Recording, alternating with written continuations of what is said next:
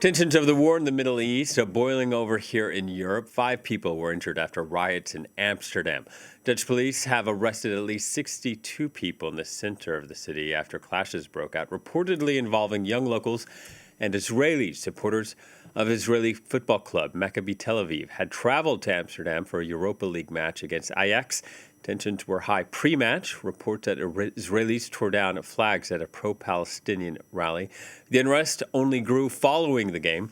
The prime minister condemned what he called anti-Semitic attacks, while Israel's prime minister said 2 rescue planes were being sent to Amsterdam.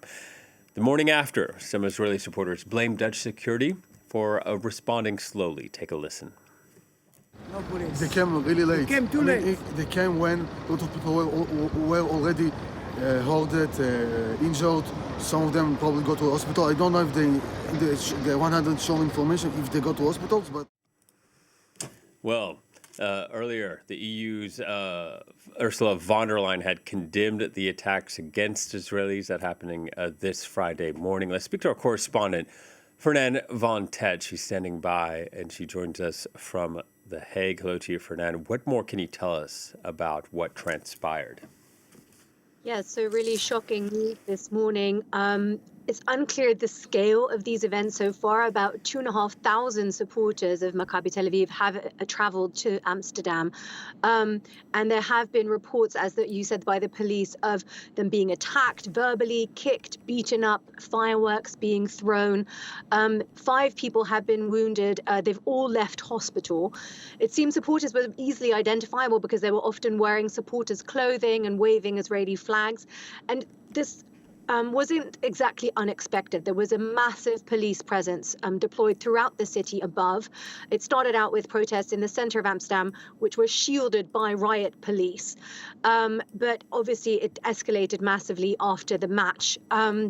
Already before, the mayor of Amsterdam had tried to keep pro-Palestine supporters separate from this match. They had wanted to protest and were redirected to a site about 1 kilometer away.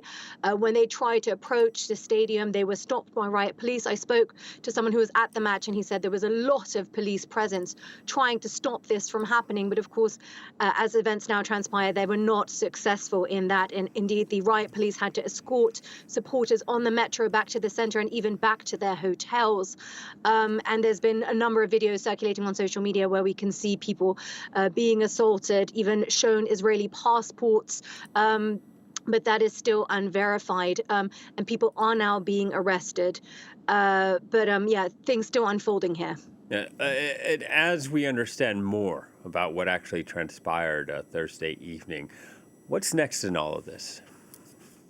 So many supporters are trying to leave as fast as possible. The airport of Schiphol is seeing them flood in, many of them trying to leave early. As you said, Israel is sending 2 planes. The first will leave at 2 p.m. today. And of course, we're seeing condemnation stream in. As you said, the Dutch prime minister has condemned these attacks as anti-Semitic, and politicians here across the board have, of course, condemned these attacks. Geert Wilders, the leader of the biggest party in parliament, as well as the Israeli president, have even called them a pogrom. We're also expecting the Israeli foreign minister, Gideon Saar, to arrive in the Netherlands today.